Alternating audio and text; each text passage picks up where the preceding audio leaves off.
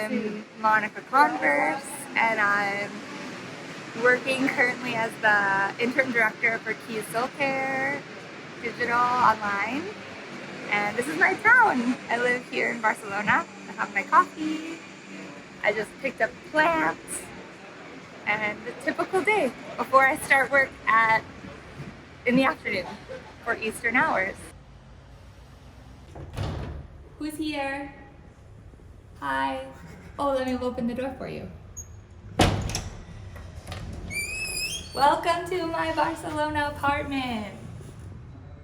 I thought I'd give you guys a tour and pull out some special things that will help explain a little bit more about me and my background and who I am.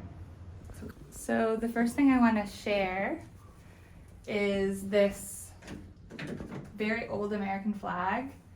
Has an old Union stamp, everywhere bunting. This is a really special piece to me. So I grew up in Michigan, outside of Detroit, and my great-grandparents bought a small cottage in the 40s, and this was the flag that was always hanging there in the summers. And so I grew up fishing and being barefoot and playing in the lake and catching frogs and toads and turtles. And yeah, this just reminds me a lot of those really amazing times on the lake. And then, so this is the living room. One of Lola the cat's favorite spots is to enjoy the sun here when it comes in the room. I enjoy it too. The big feature of this room from a design perspective is this big gallery wall. And all of the things in my house are found secondhand. So estate sales, garage sales, Goodwill, friends giving things away. It's one of my favorite things in life, and my main hobby is finding things that people are discarding and no longer want and making things beautiful with them. Clothes and my home, it gives me a lot of joy.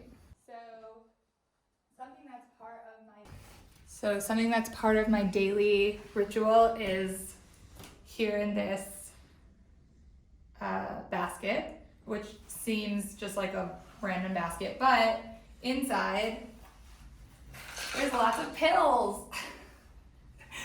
And some of you know this about me, some of you don't, that I'm kind of have a bit of a sick body. So from the time that I was born, I had issues with digestion. As a kid, I was quite sick, had a lot of infections. Later in life, or in my 20s, I discovered I'm a celiac, so that was probably the problems with my stomach when I was born. And had my tonsils and my adenoids removed around 10, 11. That helped a lot. I was on antibiotics. I missed, on average, about 30 days of school a year every year until until I had that surgery. And then around when I was a preteen, I had a pretty hard time once I started having my period because I have endometriosis. And so for people that don't know about that, it's the leading cause of infertility. It causes a lot of pain. I do sometimes still have some issues with ovarian cysts, but largely I am living with much less pain. But I've lived a really happy life, even with pain, and part of being happy and finding ways to live a life like that with some amount of pain every day is rituals, is taking some prescription medications, some vitamins regularly, eating really well, doing yoga, walking, plants, art, creating a really beautiful home. So when I do have to be home, I feel comfortable and happy and inspired. And yeah, and then like adorning my body. So one thing that I, sometimes fashion and beauty cannot seem very intelligent or intellectual or serious, but for me, it's been a really big part of finding joy every day in my body and ways to celebrate it, even if it doesn't feel great. So it's actually a really big, important part of my life. And so I'm really lucky that I've been able to work and find a career in that industry. It brings me a lot of joy, and I know what these small moments of ritual and taking care of yourself, putting on your makeup, putting on your beauty products, taking time for yourself. Okay, so now I'll show you, I showed you some style, thrifted things about my house. Now I'll show you my closet, which is full of things I've been collecting, all of the places I've lived, all of my vacations for years. It's something I really love. So 95% secondhand. And I love that I found all of these things that people didn't want anymore. So I'll share a few of my favorite things.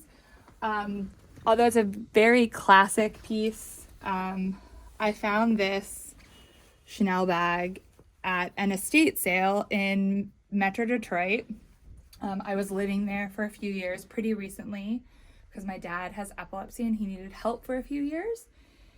And I would go to estate sales on the weekends, and this particular bag I found from a woman who was an interior designer. Her home was incredible. I'll never forget, every time I put this bag on to use, I remember her home and how inspiring and beautiful it was. Okay, so this is a cool piece. These are Loewe knit kind of sweatpant material bottoms.